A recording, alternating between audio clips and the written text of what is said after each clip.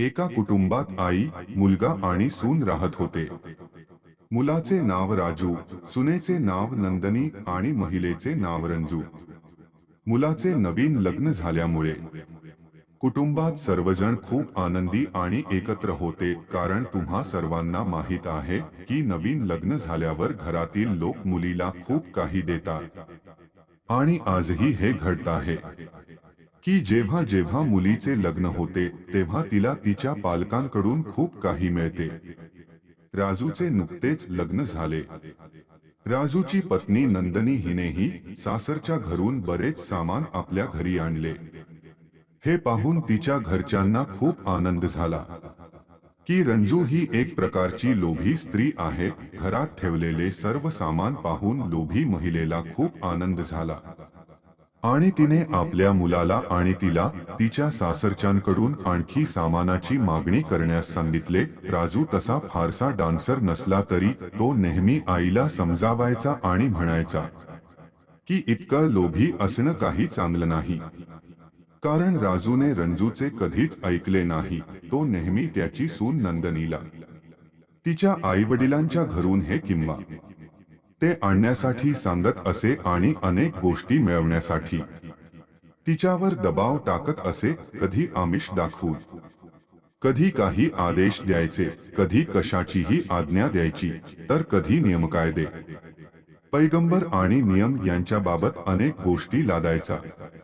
असे बरेच दिवस चालले आणि रंजू नेहमी तिच्या सुनेला घरून काही वस्तू आणायला सांगायची. एक दिवसापूर्वीच नंदिनी गरोदर राहून तिला मुलगा झाला. मुलगा जन्माला येताच त्याची आई म्हणजेच राजूची आई म्हणाली, सून, आमच्या जागी कोणाला मुलगा किंवा मुलगी झाली की म्हणजे मुलगा किंवा मुलगी, तिला तिच्या घरातून सोन्याचा चमचा मिळतो. हे सर्व ऐकून सुनेला खूप राग आला आणि म्हणाली की असे काही होत नाही. आणि सासू नव्याला घरातून वस्तू आणायला भाग पाडते. तसेच कर्मकांडाचा धडा शिकवल्यानंतर ती आपल्या सुनेला घरून अनेक वस्तू आणायला सांगायची. शिवाय जेव्हा ती आईवडिलांच्या घरून घरी परतायची तेव्हा तिचा श्वास हर अंजू म्हणायचा आणि म्हणायचा की सुनेने हे किंवा ते घेऊन या, नाहीतर तो अपशकुन होईल. हे सर्व ऐकून नंदिनी बहुला खूप राग आला. पण तरीही धोनीची आई म्हणायची की ती म्हणेल ते करूया, तुझ्या दमाखाली खूप आनंद होईल. पण त्यांनी जे सांगितले त्यापेक्षा जास्त काम होत होते. कारण प्रत्येक वेळी ते माझ्यावर काहीतरी मागण्यासाठी दबाव टाकत असत. एक दिवस असा झाला की शालिनीनेही आपला विचार बदलला आणि म्हणाली की आमच्या आईवडिलांच्या घरात असा एक विधी आहे की तिच्या नातवाला पहिल्यांदा सोन्याचा चमचा दिला जातो.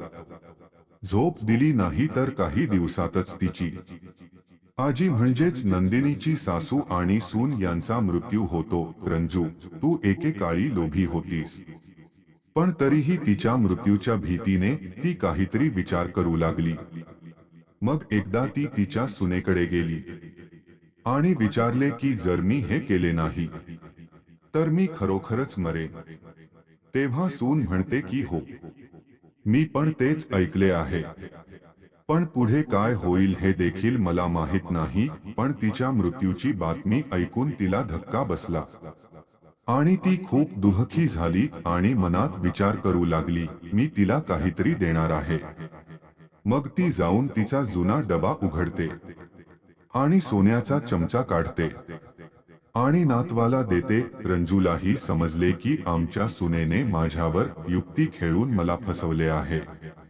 आतापासून रंजूने ठरवले की आपणही तुला विचारण्याचे, पटवण्याचे काम करणार नाही.